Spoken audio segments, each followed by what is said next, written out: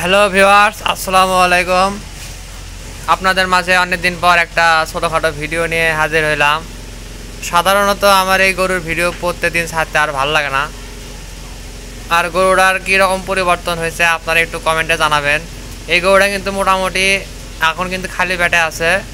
খাবার দিলে কিন্তু অবশ্যই কিন্তু পেট মনে করেন যে বেশি একটা ফোলে না।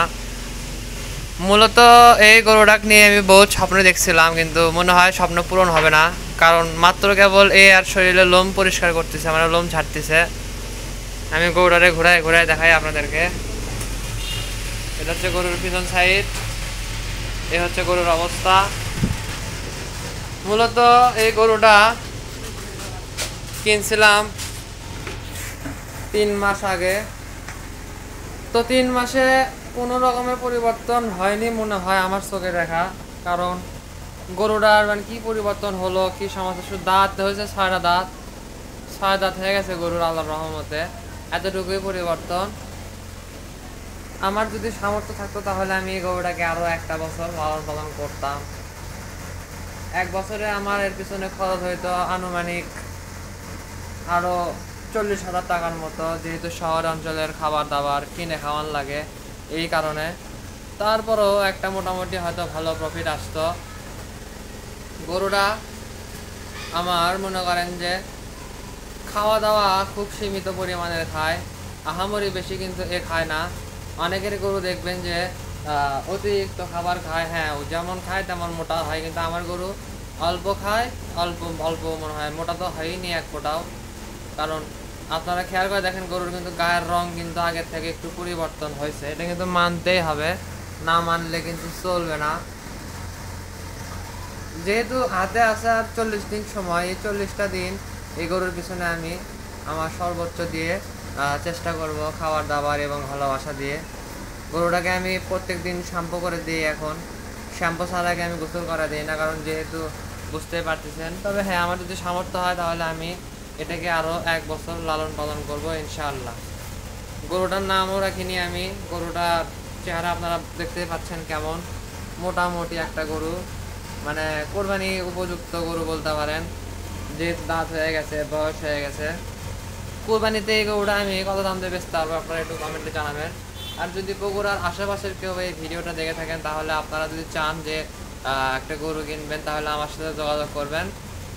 আমার নাম্বারটা অবশ্যই ডিসক্রিপশন বক্সে দেওয়া আছে, এবং আমি আমার নাম্বারটা এখন মৌখিকভাবে বলতেছি, 017757977899। এই নাম্বারে ফোন দিয়ে আমার সাথে আপনারা যোগাযোগ করতে পারবেন। আমার বাসা হলো বগুড়া সদরের ভিতরে চকলোকমান শ্যামলী মোড়, অর্থাৎ কলোনি থেকে ভিতরে আমার বাড়ি। আপনারা কলোনিতে আসলেই মনে করেন যে আমার সাথে যোগাযোগ করতে পারবেন ইনশাআল্লাহ। আপনারা আসবেন, গরু দেখবেন, দামাদামি করবেন, তারপর নিয়ে যাবেন। আমার বিশ্বাস এই গরুটা কোরবানিতে 200-র আশেপাশে বিক্রি হবে 40 দিন পরে। আর এখন বিক্রি করতে গেলে হয়তো বা 70 বা 80 হলেও হতে পারে, এর কম আর বেশি হবে। কারণ গরুটা ধরে লম্বা চওড়া আছে, আর লম্বা চওড়া গরুর একটা ডিমান্ড থাকে, লম্বা চওড়া, গায়ের রংটা লাল, আবার দাঁত আছে গরুর মাশাআল্লাহ। সৌন্দর্যের দিকে বিবেচনা করলে গরুটার চেহারা অতুলনীয়, অনেক সুন্দর একটা গরু। এবং যদি বলা হয় মাংসের কথা তাহলে আমি বলবো যে সরি, মাংস হিসেবে গরুটা বিক্রি করলে আমি একদম লস খাবো। কারণ সাহিওয়াল গরু অবশ্যই কোরবানি ঈদে বিক্রি হয়, আর কোরবানি ঈদে কিন্তু মাংসের জন্য গরু বিক্রি হয় না। কোরবানি ঈদে গরু বিক্রি হয় গরুর সৌন্দর্যের উপরে, গরুর বয়সের উপরে, মানুষের সামর্থ্য অনুযায়ী, এই হিসাবে আর কি বিক্রি হয়।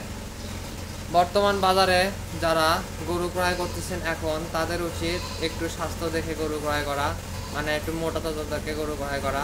আমার গরু কিন্তু ডাবল নামের একটা গরু, এবং গরুটা 50% শাহিওয়াল বলতে পারেন, 50% শাহিওয়াল ব্র্যান্ডের একটা গরু। তো এই গরুটাকে নিয়ে আমি আর কি বলবো, বলার কোনো ভাষা নাই। তবে হ্যাঁ, কোরবানি ঈদের পরে আমার ইচ্ছা আছে আমি হয়তো বা কিছু বাছুর গরু ক্রয় করব। কারণ বড় বড় গরু আমাদের এদিকে তেমন একটা চলে না সবসময়। কোরবানিটার সময়ে আর কি মোটামুটি আর কি চলে, তবে সবসময়ের জন্য কিন্তু চলে না। তবে এই গরুটার পরিবর্তন হয়েছে, আমি এতটুকু গ্যারান্টি দিতে পারি। গরুর গায়ের রং কি ছিল কি হয়ে গেছে, আরও 1 মাসের মধ্যে গরু চিনতেই পারবেন না আপনারা, গরুর পুরো সামনের দিকে পুরোপুরি লাল হয়ে যাবে। মানে এক কথায় লাল টুকটুকে গরু হবে, লাল টুস হিসাবে পরিচিতি লাভ করবে এই গরুটা। হয়তো বাড়ির উপর থেকে হয়ে যাবে, না হলে বাহিরে হবে। এখন দেখা যাক কি হয় না হয়। আমাদের দেশে একটা কমন সমস্যা, সেটা হচ্ছে ইন্ডিয়া থেকে ঈদের আগে গরু ঢুকে দেওয়া। চোরাপথে ইন্ডিয়া থেকে মনে করেন যে হাজার হাজার লাখ লাখ গরু ঢোকে সস্তা দামে, এবং সেই গরুগুলা আমাদের দেশে অনেক কম দামে বিক্রি হয় ঈদের মধ্যে, যার কারণে আমাদের দেশে যেগুলো খামারি তারা আর কি লস খেয়ে যায়। তবে আমার একটাই কথা যে ভাই, ইন্ডিয়াতে যেহেতু গরুদের পূজা করা হয়, সেহেতু ইন্ডিয়ান সরকারের দেখা উচিত যেন ইন্ডিয়া থেকে যেন কোনো প্রকারের গরু যেন বাংলাদেশে না ঢোকে। ঠিক আছে, এটা অবশ্যই দেখা উচিত, কারণ আমি চাই না যে তারা যেহেতু গরুকে মা হিসেবে তুলনা দেয়, তো আমি চাই না যে তাদের মা জব হয়ে যাক। তারা তাদের মাকে আটকে রাখুক তাদের দেশে, বাংলাদেশে বা অন্য কোনো দেশে ঢুকলে সেটা আল্লাহ আকবার হয়ে যায়, আজ হোক বা কাল হোক।